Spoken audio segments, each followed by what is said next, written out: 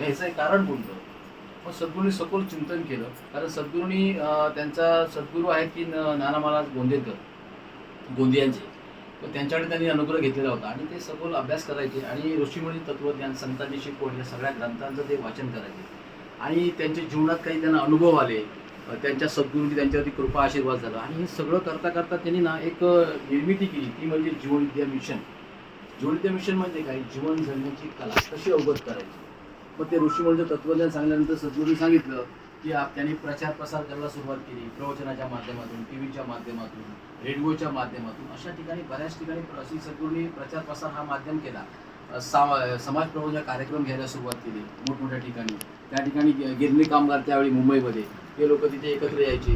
म्हणजे त्यांचं उद्दिष्ट काय की विश्वातील प्रत्येक माणूस हा सुखी व्हायला पाहिजे आणि हिंदुस्थान हे राष्ट्र सर्व राष्ट्रांच्या पुढे प्रगतीपथावर गेलं पाहिजे. याचं एकमेव कारण तर इतर राष्ट्रामध्ये बाकीच्या राष्ट्रांना सामावून घेण्याची प्रचंड ताकद नाही आहे. कारण हिंदू संस्कृती, आपली जी संस्कृती आहे, भारतीय संस्कृती आहे, ही एकच अशी आहे की सर्व राष्ट्रांना सामावून घेऊ शकते. कारण बघा ना, हिंदुस्थानमध्ये आलेला प्रत्येक माणूस या भारतामध्ये एकमेकाला सामावून घेऊ शकतो. पण बाहेरच्या राष्ट्रात तुम्ही बघा, त्यांचे नियम सगळे जे चालतात ते त्यांच्यानुसार चालतात. पण इथे येऊन नियम जरी आपले नाही चालले तरी त्यांचे नियम असतात. पण सर्वांना नियम सारखे असतात. म्हणजे आपल्याही लोकांना नियम सारखे असतात. परप्रांतीय किंवा बाहेरून लोक येतात त्यांच्यासाठी पण नियम चांगले सारखे असतात. आणि सद्गुरूंनी सांगितलं ही धर्मातीत आहे, वैश्विक आहे, शाश्वत आहे. म्हणजे धर्म म्हणजे कुठल्या धर्माशी संबंध नाही आहे, तर मानवी संस्कृतीची निगडीत आहे. आणि वैश्विक आहे, शाश्वत आहे, कारण निसर्ग नियमावरती आधारित आहे. आणि विश्वातील प्रत्येक माणसाला ही जीवनविद्या अत्यंत उपयुक्त आहे. आणि आता ते सद्गुरू म्हणाले की हे सगळं तुम्ही कार्य करत असताना हे जीवनाचं तत्वज्ञान, जीवन जगण्याची कला. आता साहेब, जीवन जगण्याच्या कलेमध्ये ना सद्गुरूंनी महत्त्वाचे सांगितलं आहे ते म्हणजे विचारांचं महत्त्व सांगितलं आहे. म्हणजे विचारामध्ये परिवर्तन. तुम्हाला आता मी सांगतो, आता ताई 2 मिनिटं जरा बसा. आता साहेबांनी आता म्हटलं की महादेवांची कृपा झाली, पण प्रत्यक्ष महादेव हा सद्गुरूंनी सांगितलाय मन रूपाने आपल्या ठिकाणीच नांदतो. आणि जेव्हा साहेब कार्य करत असताना एकटे कार्य करू शकत नाही, कारण त्यांना त्यांच्या पाठीमागे खंबीरपणे त्यांची सौभाग्यवती पत्नी, त्यांना संपूर्ण सपोर्ट असतो किंवा ते करू शकतात. कारण प्रत्येक पुरुषच्या मागे ना एक स्त्री खंबीरपणे उभी असते आणि तेव्हा तो पुरुष कार्य करू शकतो.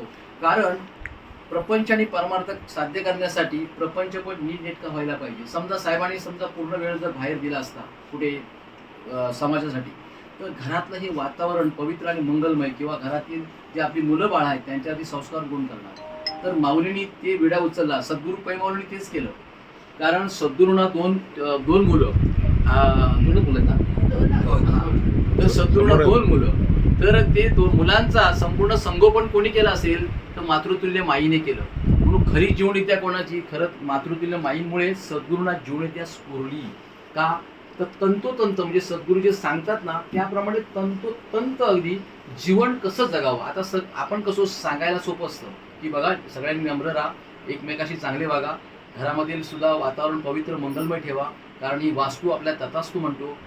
जेव्हा समजा एखादा आपण होम हवन करतो त्याच्यापेक्षा अगणित पुण्याची प्राप्ती ज्यावेळी ह्या कुटुंबामध्ये, ह्या घरामध्ये जे घटक राहतात मानवी, ते जर शुभचिंतन करत असतील, चांगले विचार करत असतील, तर घरामध्ये पवित्र मंगलमय वातावरण होऊन ही वास्तू त्या विचाराप्रमाणे तथास्तु म्हणत असते. आणि यासाठी ना सगळ्यांनी एकमेकांना सुखी केलं पाहिजे. सद्गुरूंचा हाच संकल्प आहे.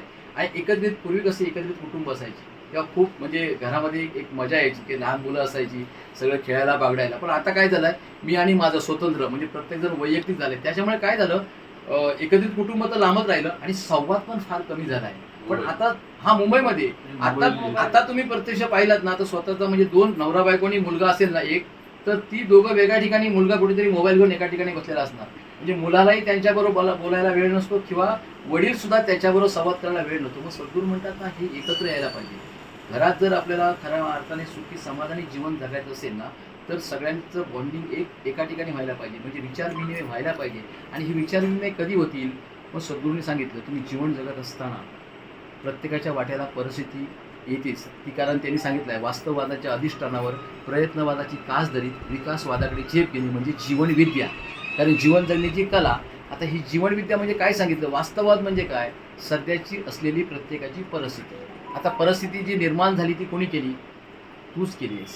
कारण संचित प्रारब्ध आणि क्रियमानच्या माध्यमातून जे काही तू कर्म काढलेलं आहेस आणि या कर्माच्या द्वारे, आता कर्माला तोंड 3 आहेत, म्हणजे विचार, उच्चार आणि आचार, या माध्यमातून जे आपण काय कर्म करतो त्या कर्माचं फळ निसर्ग नियमासहित क्रिया तशी प्रतिक्रिया रूपाने आपल्याला सहस्त्रपटीने मिळत असतं.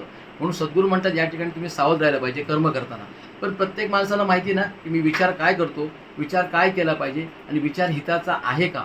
म्हणून ते सांगतात पाहुणी विचार आधी ओळखावा, ओळखही होता विचारा धरावा, म्हणजे विचाराला पाहता येतं. तसंच आपली दृष्टी जर आपण बदलली, आता दृष्टी बदलणं म्हणजे नेमकं काय, तर विचारामध्ये परिवर्तन करणं. आणि हे विचारामध्ये परिवर्तन केव्हा होईल, तुम्ही ज्यावेळी ज्ञान साधना केंद्रामध्ये जाल. कारण ज्ञान कशाचं असतं, तर आपल्याला जीवन जगण्याची कला कशी अवगत केली पाहिजे याचं प्रामुख्याने आपल्याला त्या ज्ञानसाधना केंद्रामध्ये आपल्याला ज्ञान दिलं जातं.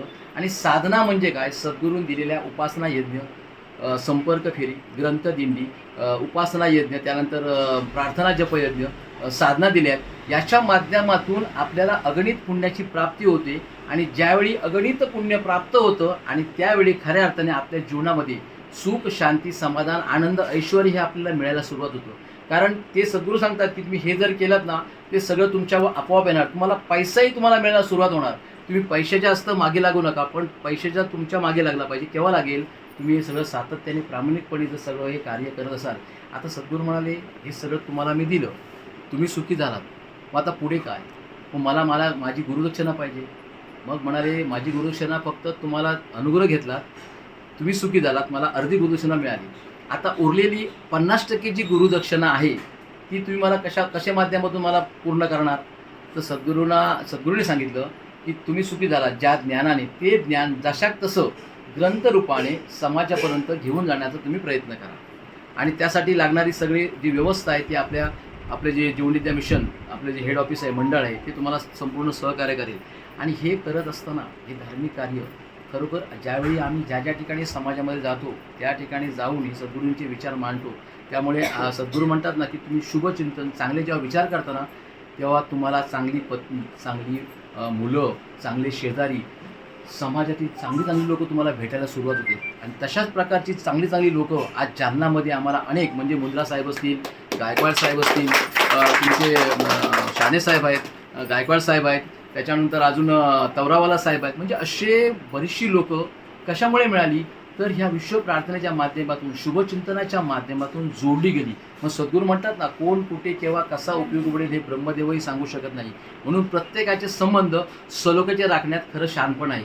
कारण जीवन जगत असताना आपल्यावरती समाजाचे अनंत उपकार आहेत. उपकाराची परतफेड आपण कशी करू शकतो, तर कृतज्ञतेने. म्हणून जीवन जगत असताना प्रत्येकाला आपल्याला माहिती आहे, पण सुरुवातीला आपण ज्यावेळी जेवण किंवा पाणी वगैरे जे सगळ्या सोयी आपल्या आहेत, आता ही पृथ्वी माता आपल्याला किती काय देऊन राहिलेली आहे. पण असं साहेब आपल्या कधी मनात येतं का हो, या पृथ्वीने सगळं आपल्याला धरून ठेवलेलं आहे हो. हे सुद्धा बंगला, हा जो घर आहे ना, हे त्याचंच आहे, स्वामी परमेश्वराचंच आहे, ते त्याचंच घर आहे आणि त्या घरात आपण राहतो आहे.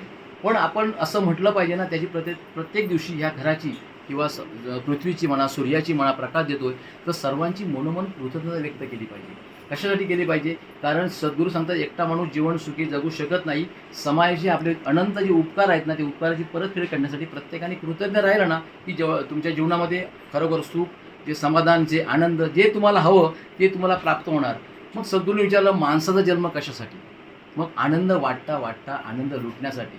मग सद्गुरू म्हणाले आनंद आहे कुठे, अरे जर पक्षी, फळे, सूर्य हे सर्व जर आनंदाची लयलूट करतायत आणि बरा कसं आहे, निसर्ग नियमासहित स्वयंचलित, स्वयंनियंत्रित, नैसर्गिक पद्धतशीर व्यवस्थेमध्ये करतायत, कुठेही तेथे हपराटपर नाही आहे किंवा मशीन किंवा काही ही लावलेली नाही आहे. मग माणूस पण एक समाजाचा घटक आहे ना. मग माणूस का एकमेकाला आनंद देऊ शकत नाही.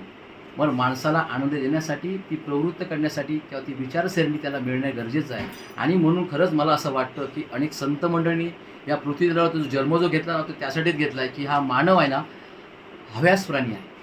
म्हणून सद्गुरूने एक शास्त्र सांगितलं आहे, परिस्थिती, संगत, सवयी, हव्यासपणा आणि विचार. आता काय झालं, परिस्थिती तुम्ही कशी असू दे, पण संगत मिळाल्याप्रमाणे काय होतं, संस्कार होतात, संस्काराप्रमाणे वासना निर्माण होते. आता वासना म्हणजे काय, हव्यासपणा. हवेपणा म्हणजे माणसा ठिकाणी किती आहे. एखादा बघा, तुम्ही पक्षाला दाणे घातलात ना, तो फक्त एक चोच मारण्यापुरतं तेवढंच तो घेऊन जातो. पण माणूस काय करतो, पिशे भरून ठेवतो, इकडे ठेवतो, अजून कुठे काय मिळेल हा प्रयत्न, म्हणजे त्याचा हव्यास थांबत नाही.